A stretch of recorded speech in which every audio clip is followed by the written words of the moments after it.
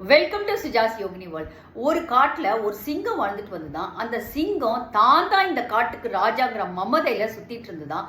இதை எல்லா அனிமல் கிட்டையும் செக் பண்ணணும்னு நினைச்சுதான்.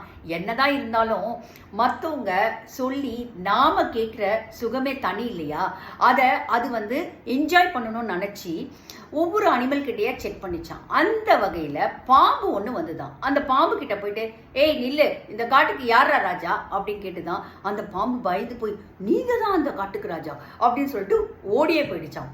நெக்ஸ்ட் அந்த வழியில குதிரை வந்துதான். குதிரை கிட்ட போயிட்டு, ஏண்டா நில்றா, யாரா இந்த காட்டுக்கு ராஜா அப்படின்னு கேட்டுதான். அதுக்கு அந்த குதிரை, நீ தான் இந்த காட்டுக்கு ராஜா, வேற யார் இருக்க முடியும் அப்படின்னு சொல்லிட்டு அது ஆளை விட்டா போதும்னு சொல்லிட்டு ஓடியே போயிடுச்சான்.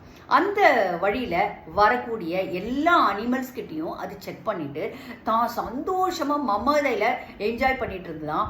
அந்த வழியில யானை ஒண்ணு வந்துச்சான். அந்த யானை கிட்ட போயிட்டு, ஏய் நில்லு, யார் இந்த காட்டுக்கு ராஜா அப்படின்னு கேட்டுதான்.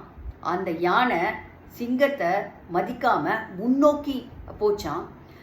ஏன்னா அந்த யானைக்கு அந்த கேள்வி பிடிக்கல. இந்த சிங்கத்துக்கு கோவம் வந்துச்சான். கிடுகிடுன்னு ஓடி போய், உன்னை தானே கேட்குற, மதிக்காம போற, யார் இந்த காட்டுக்கு ராஜா சொல்லு அப்படின்னு சொல்லிட்டு சொல்லிச்சான். அது திருப்பியும் முன்னோக்கி விறுவிறுன்னு போச்சான் யானை. இந்த சிங்கத்துக்கு ரொம்ப கோவம் வந்து வாயை பொளந்து கர்ஜிச்சு முன்னாடி போயிட்டு, ஏய் சொல்றா, இப்போ யார் இந்த காட்டுக்கு ராஜா, கேட்குறல்ல, பதில் சொல்லு அப்படின்னு சொல்லிட்டு யானை கிட்ட சிங்கம் கேட்டுதான். யானை என்ன பண்ணிச்சான், தும்பி கையில அந்த சிங்கத்தை கட்டி அணைச்சி தூக்கி விசிறி போட்டுச்சான்.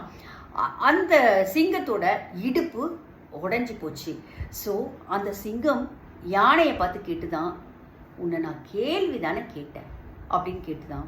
அதுக்கு யானை சொல்லிச்சான், நானும் பதில் தான் சொன்னேன் அப்படின்னு சொல்லிச்சான். யாருக்கு தெரியும், அந்த யானை நீங்களா கூட இருக்கலாம். வாழ்க்கை வாழ்வதற்கே வாழ்ந்து பார்க்கலாங்க. பாய்.